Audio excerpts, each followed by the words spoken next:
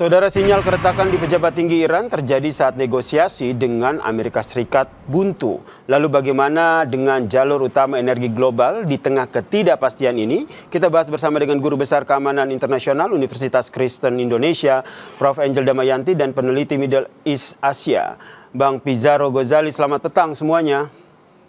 Selamat petang, Mas Yasir, Mbak Bu Angel. Saya ke Bang Pizarro dulu. Nampaknya ini ada keretakan di internal Iran sendiri. Kalau Anda membacanya seperti apa, Bang Pizarro? Apakah perombakan pejabatan di lingkaran pemimpin tertinggi Ayatollah Mujtaba Khamenei ini menjadi sinyal bahwa memang di dalam negeri Iran sendiri tidak solid untuk solusi dalam perang dengan Amerika Serikat ini?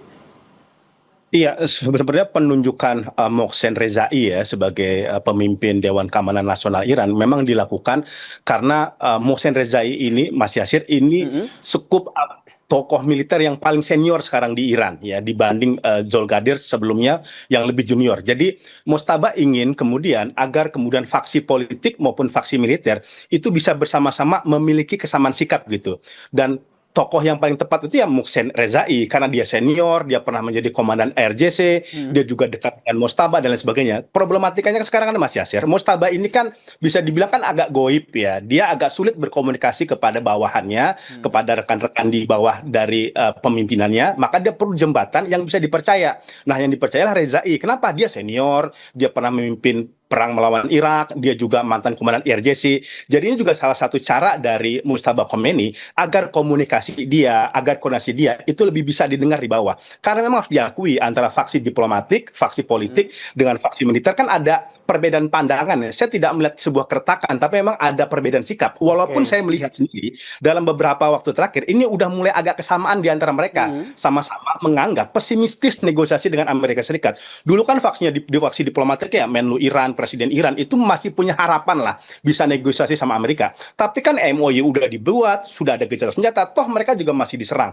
Ini yang kemudian membuat antara faksi diplomatik, faksi negosiasinya Iran dengan faksi RJC-nya semakin menemukan titik temu, dan ini ingin dieratkan lagi oleh Mojtaba dan sehingga Bang Pizarro sendiri melihatnya sebenarnya tidak ada keretakan di Iran sendiri, tapi lebih kepada upaya dari Mojtaba untuk menyatukan visi satu pikiran antara faksi politik dan juga diplomatik dan juga faksi militer ini. Kalau Prof. Damayanti sendiri melihatnya seperti apa? Dengan keinginan Mojtaba untuk menyatukan dua faksi yang ada di internal Iran ini, apakah ini sebagai tanda bahwa sebenarnya Iran sendiri ingin mendorong lebih kepada negosiasi seperti yang juga didorong oleh Presiden Iran sendiri? Iya, terima kasih Mas Yasir. Ya, saya melihatnya biasa memang dalam satu negara, dalam kondisi normal saja perbedaan pendapat itu terjadi, gitu ya. Apalagi dalam kondisi konflik dan perang. Betul bahwa yang garda faksi yang militer itu memang sangat ingin menggunakan kekuatan, ya, kekuatan militer, sedangkan yang faksi politik lebih ingin mengedepankan diplomasi. Kalaupun ada penyerangan, sifatnya sangat terbatas dan itu hanya sebagai upaya untuk leverage atau bergain position, artinya serang saja satu atau dua titik gitu, tapi kemudian itu menjadi alat untuk mendorong Amerika masuk dalam meja perundingan atau mengikuti sejumlah keinginan atau poin-poin yang diharapkan oleh Iran. Nah, buat saya itu sesuatu yang wajar dalam sebuah satu negara gitu ya. Walaupun memang Presiden Pezeshkian itu kan sepertinya lebih mengedepankan negosiasi, tapi apapun itu kan hanya bicara tentang mau memilih cara apa. Dulu Soekarno dan Hatta pun juga menggunakan cara yang berbeda. Yang satu ingin keras, yang satu ingin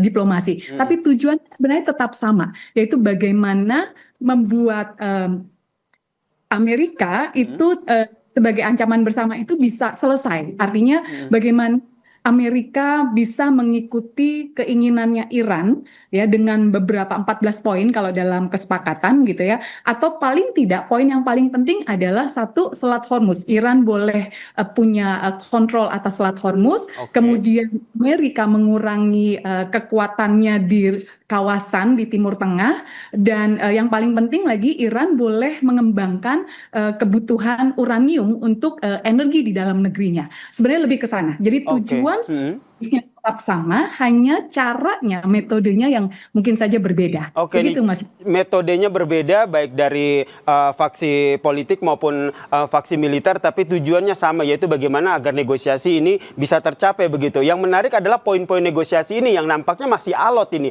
Ada 14 poin penting yang ditawarkan oleh Iran, namun di sisi lain Amerika Serikat juga tidak mau langsung menyetujui poin tersebut. Pertanyaannya di titik mana akhirnya kepentingan dan negosiasi ini bisa tercapai, Bang Pizarro. Tapi jangan dijawab dulu, kita lanjutkan perbincangan kita. Tetaplah bersama kami di Kompas Petang. Masih bergabung bersama kami di diskusi petang ini Guru Besar Keamanan Internasional Universitas Kristen Indonesia, Prof. Angel Damayanti, dan juga peneliti Middle East Asia, Bang Pizarro Ghazali. Pertanyaan gantung saya ke Bang Pizarro tadi, kalau seandainya dari Iran sendiri, baik faksi politik maupun militer ini sebenarnya ingin mendorong adanya negosiasi, sebenarnya apa yang menjadi pertimbangan sehingga negosiasi ini betul-betul terjadi? Iya, karena gini, Iran ini kan belajar dari segala macam negosiasi, bahkan sudah MOU, Mas Nasir. Ini kan belum tentu benar-benar dijalankan Amerika Serikat. Bahkan ini dalam beberapa kali yang sudah dilakukan, ini kan bahkan dilanggar. Nah, saya kira Iran tuh belajar dari sini. Makanya kan kita sebenarnya udah sedikit bernapas lega antara Iran dengan Oman, udah sepakat tuh dengan Selat Hormuz ya, di mana pintu masuknya lewat Iran, nanti pintu keluarnya lewat Oman. Kita pikir 100% Hormuz akan dibawa kembali. Tapi kan Iran kemudian berpikir, oh saya juga nggak mau nih kesepakatan Hormuz ini kemudian dimanfaatkan oleh Amerika Serikat gitu, karena Iran masih punya banyak sekali masalah dengan Amerika Serikat. Akhirnya makanya Iran itu sengaja menambah daftar-daftar syarat-syarat baru kepada Amerika Serikat untuk kemudian dia mendapatkan imbalan. Jadi Mas Yasir, ini terjadi karena Iran kan sekarang udah lebih pede nih, udah lebih kuat ya kan, dia terbukti bisa bertahan dalam perang 6 bulan. Maka dia kemudian sekarang berada di atas angin, hingga kemudian dulu kalau kita lihat Iran berkatakan kami bersedia membuka Selat Hormuz, tapi sekarang Iran udah berbeda tuh. Tapi apa imbalan yang diberikan Amerika kepada kita? Nah, imbalannya itu yang tadi itu 300 miliar US dollar, harus ada biaya kompensasi dikeluarkan Amerika untuk Iran. Karena apa? Banyak sekali fasilitas hancur, banyak sekali sekolah-sekolah rusak. Bahkan yang terbaru kan Iran menemukan ada pelanggaran penggunaan senjata yang berbahaya, itu senjata bom Bosporus, bom tandan, dan lain sebagainya. Ini yang kemudian agak memperumit konflik ini sekarang ini, Mas Yasir ya. Karena Amerika Serikat juga akan sangat sulit kemudian mengeluarkan dana 300 miliar US dollar kepada Iran, karena seharusnya kan dia itu bentuk kekalahan dia dong kepada Iran. Pasti kan di dalam negeri dia akan diuji gitu Donald Trump tuh. Oh, kamu kok ngasih duit ke teroris yang nanti Iran tuh bisa ngasih ke Hizbullah, kasih ke Houthi, dan lain sebagainya gitu. Sehingga Dan Bang Pizarro melihat nampaknya Iran ini bisa dikatakan di atas angin begitu ya, sehingga tidak akan menurunkan poin-poin ataupun mempermudah poin-poin negosiasi, termasuk tadi kompensasi perang. Nah, dengan kondisi Iran yang seperti ini, Prof. Damayanti, apa ya langkah yang akan diambil oleh Amerika Serikat, dalam hal ini Donald Trump, dalam exit strategis perang ini? Ya, menarik, Mas Yasir. Saya setuju dengan apa yang disampaikan oleh Mas Pizarro, bahwa secara strategis atau posisi tawar Iran saat ini memang menguntungkan karena Selat Hormuz. Dan Amerika memang sangat membutuhkan Selat Hormuz ini dibuka karena kebutuhan energi dan jalur pelayaran ya, jalur perdagangan. Tapi juga dengan 6 tambahan syarat, sebenarnya sih bukan 6 tambahan, ini sebenarnya memang sudah diminta dari yang 14 poin sebelumnya gitu, tapi 6 yang paling utama, terutama tadi disebutkan oleh Bang Pizarro tentang konsensi sekian ratus miliar, kemudian tentang misalnya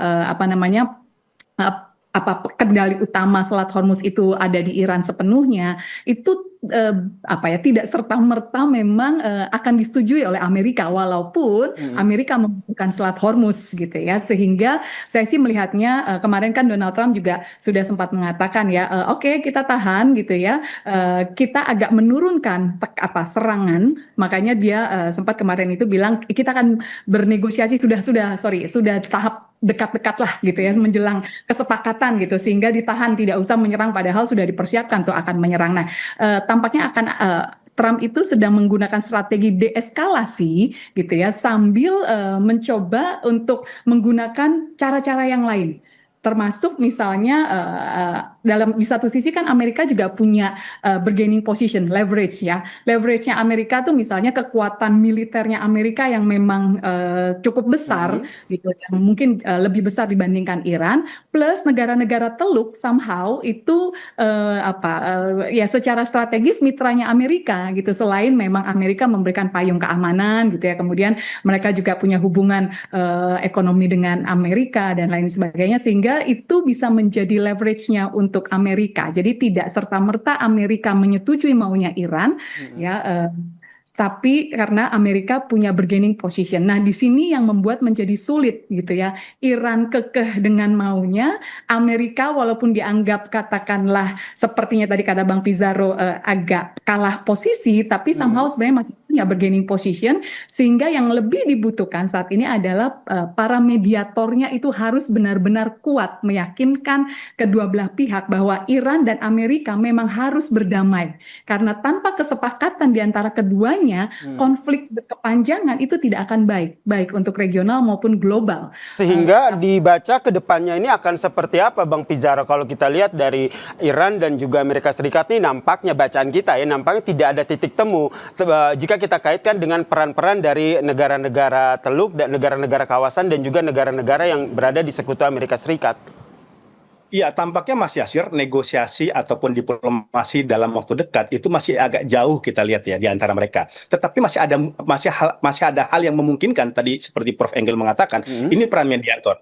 Iran sendiri kan mengatakan, kami memang tidak mau berdiplomasi negosiasi sama Amerika, tapi kami mau bertukar pesan. Nah, artinya kan sebenarnya ada sinyal juga dari Iran ya, bahwa mereka tetap sebenarnya membuka peluang diplomasi walaupun itu sangat sempit, sangat kecil. Itu yang pertama. Yang kedua, tampaknya perlu ada kemudian tindakan konkret agar membawa Iran kembali mau ke negosiasi. Contohnya Mas Yasir, tadi misalkan DP ya kan Iran mengatakan kami mau ke negosiasi kalau kemudian dicairkan nih aset-aset kita yang ditahan. Betul. Mungkin Amerika Serikat kalau 100% itu mungkin malu juga. Ya mungkin 25% lah dikasih ya. Kemudian aset-aset yang selama ini dibekukan diberikan. Kemudian sanksi ekonomi misalkan ada 10, duanya dicabut dulu sebagai itikat baik gitu. Karena Iran ini juga dia melihat Venezuela. Venezuela itu udah dikuasai oleh Donald Trump tapi sanksi aja belum dicabut sampai sekarang walaupun Maduro udah ditumbangkan. Nah, itu menurut saya ada rasa semacam ketidakyakinan dan ketidakpercayaan Iran untuk mau masuk ke negosiasi. Dan caranya ialah kalau 300 miliar agak berat Mas Yasir, kasih misalkan 10 miliar US dollar, 20 miliar dolar sebagai tanda itikat baik dari Donald Trump untuk kemudian membawa Iran kembali ke meja perundingan. Pertanyaannya Donald Trump akan melakukan hal itu tidak Bang Pizarro? Karena kita lihat selama ini kan pernyataan-pernyataan dari Donald Trump ini kan bisa dikatakan tidak bisa dipegang begitu. Pilihannya Mas Yasir, Amerika itu cuma dua, mau rugi banyak apa mau rugi dikit. Tapi kalau untung agak susah. Kayak gitu ya. Karena gini, kalau dia tidak melakukan itu, maka pilihannya perang yang akan lebih panjang. Dan itu tidak menguntungkan bagi Amerika Serikat. Karena mau pemilu selak, dan Republik aja udah komplain sama Donald Trump. Tadinya kan dukung perang tuh, Republik udah komplain ya. Makanya menurut saya kemudian memang nggak bisa meraih kemenangan 100%. Memang ego dari Donald Trump harus diturunkan. Iran pun juga sama. Kalau memang ada etikat memang misalkan untuk dicairkan, ini bisa menjadi peluang untuk kemudian masuk ke meja perundingan. Sehingga kalau dari Prof. Angel sendiri membacanya, langkah yang akan diambil dalam jangka pendek oleh Donald Trump ke depannya ini bagaimana? Oke, menurut saya memang Amerika harus ya tadi ya sudah disampaikan sebenarnya bukalah beberapa pintu, beberapa keran gitu ya untuk Iran ini dan apa namanya peran-peran mediator itu memang harus semakin kuat dalam arti gini memastikan atau tanda kutip memaksa Amerika untuk bisa mengikuti.